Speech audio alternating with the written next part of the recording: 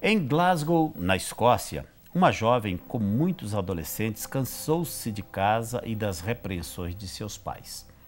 A filha rejeitava o estilo religioso de vida de sua família e disse: "Eu não quero o seu Deus.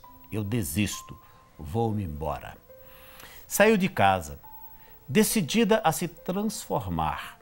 Em pouco tempo, entretanto, estava desanimada e incapaz de encontrar um trabalho. Assim, decidiu ir às ruas vender o seu corpo como uma prostituta. Os anos se passaram, seu pai morreu, sua mãe envelheceu e a filha tornou-se mais e mais entrincheirada em sua forma de vida.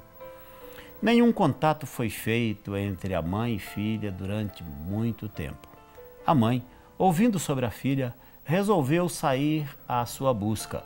Parou em cada uma das missões de auxílio que encontrava com um pedido simples: "Você permitiria que eu colocasse esse retrato da minha filha na parede?"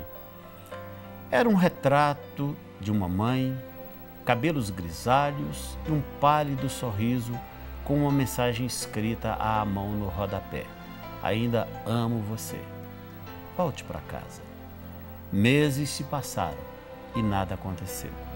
Certo dia, a jovem entrou em uma missão para tentar uma necessária refeição.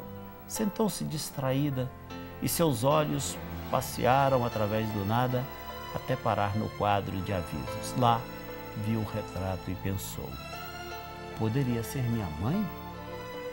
Não esperou pela refeição. Levantou-se e foi olhar o retrato mais de perto. Era sua mãe. E havia aquela mensagem: "Ainda amo você. Volte para casa." Enquanto esteve na frente do retrato, chorou. Era bom demais para ser verdade. Era tarde da noite, mas tinha sido tocada pela mensagem e começou a caminhar para casa. Era madrugada quando chegou. Estava receosa e não sabia realmente o que fazer. Quando bateu, a porta se abriu sozinha. Pensou que alguém deveria furtivamente ter entrado na casa. Preocupada com a segurança de sua mãe, a jovem correu ao quarto e a encontrou ainda dormindo. Agitou-a até que acordasse e lhe disse: sou eu, estou em casa." A mãe não acreditava no que seus olhos viam. Limpou as lágrimas que rolavam e sorriu. A filha então falou: "Fiquei preocupada. A porta estava aberta e eu pensei que alguém tivesse entrado na casa e tivesse te colocado em perigo." E a mãe respondeu delicadamente: "Não, querida. Desde o dia em que você partiu, essa porta nunca foi trancada."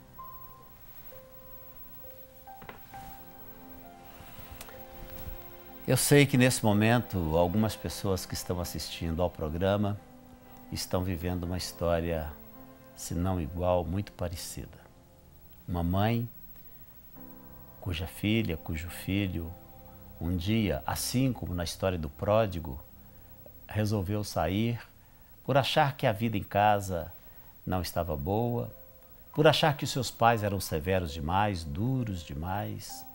Então resolveram sair de casa para tocar a vida sozinhos. Eu imagino que neste momento tem filhos que saíram de casa e por muitos anos não veem os seus pais. Saíram um dia decididos a tocar a vida por conta própria, imaginando que aqueles pais eram muito chatos, quadrados, exigentes, cobradores, e saíram. E durante todos estes anos têm vivido de forma infeliz. A parábola do filho pródigo ilustra muito bem essas decisões que são tomadas principalmente pelos jovens, pelos adolescentes. Vez ou outra, nós vemos nos noticiários filhos que, trocando mensagens pela internet com pessoas em outros estados e até em outros países, resolveram sair de casa, foram ao encontro dessas pessoas porque ouviram promessas de uma vida mais feliz, de uma vida mais livre, e saíram acreditando que era possível viver uma vida melhor fora de suas casas. Algumas, infelizmente, saíram para se encontrar com a morte e nunca mais voltaram.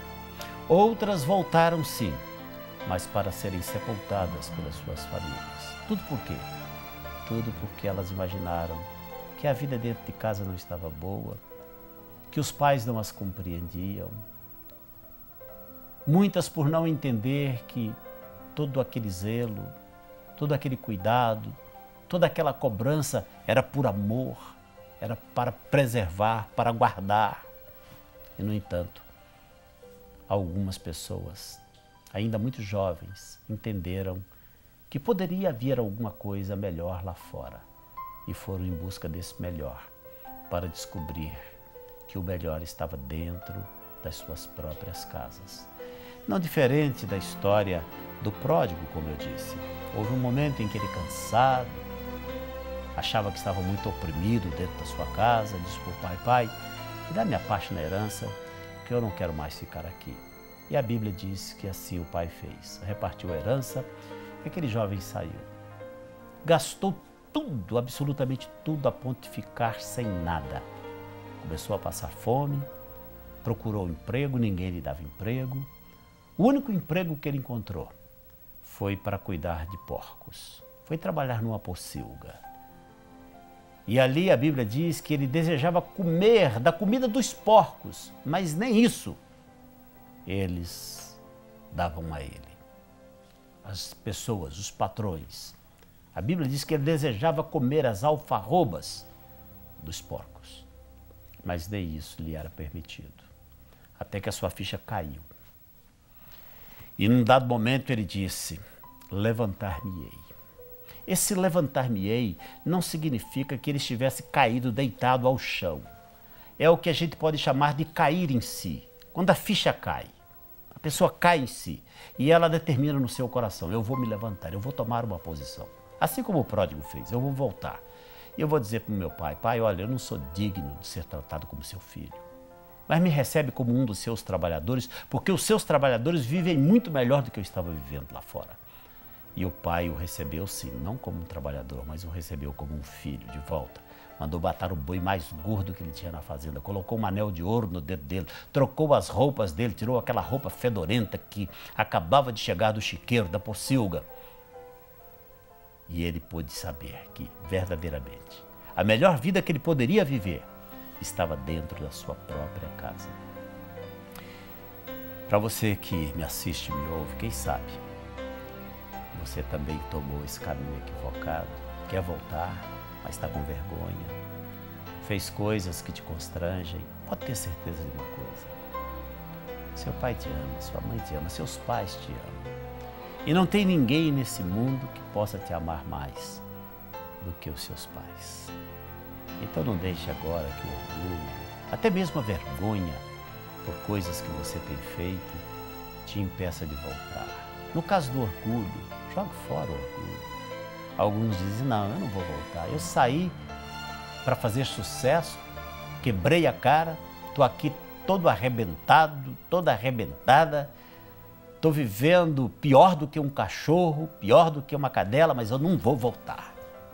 Faz isso não. Eu já fiz isso também na minha juventude. Houve uma época em que eu achei que os meus pais estavam cobrando demais de mim. E eu não queria mais aquilo, eu queria a minha liberdade. E eu saí de casa, literalmente, eu estou te contando a minha experiência. Saí de casa, para depois de alguns meses perceber que, embora a minha casa pobre, a minha casa sem conforto, do ponto de vista material, era o lugar mais rico, mais confortável da terra, porque ali estavam as pessoas que me amavam. E eu tomei a decisão de voltar para minha casa e voltei. E foi uma das decisões mais importantes que eu já tomei. E a mais importante decisão que eu tomei na minha vida foi a de entregar a minha vida a Jesus, quando eu tinha 22 anos. E ali a minha história mudou. Ali aconteceu o divisor de águas na minha vida. E eu posso dizer com toda certeza, a minha vida nunca mais foi a mesma. Nunca mais. Se você está vivendo uma situação parecida, tome uma decisão inteligente. Levante-se, Volte, peça perdão. Procure essas pessoas que te amam e que nunca trancaram a porta. A porta sempre esteve aberta, assim como na história que eu li para você.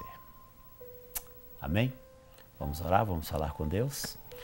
Querido Pai, mais uma vez eu te dou graças pela palavra de reflexão e te dou graças também, Senhor, por saber que o Senhor nos ama, o Senhor tem nos dado pais que nos amam e tem nos feito também pais que amam os filhos.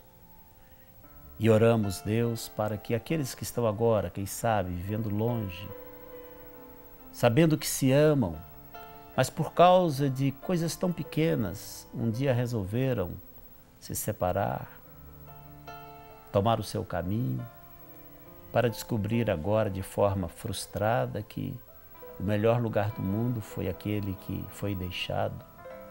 Que o Senhor possa abençoar e possa fazer a aproximação, a reconciliação destas famílias, meu Pai. Em nome de Jesus, Senhor, eu te peço, te agradeço. No nome de Jesus. Amém, amém e amém.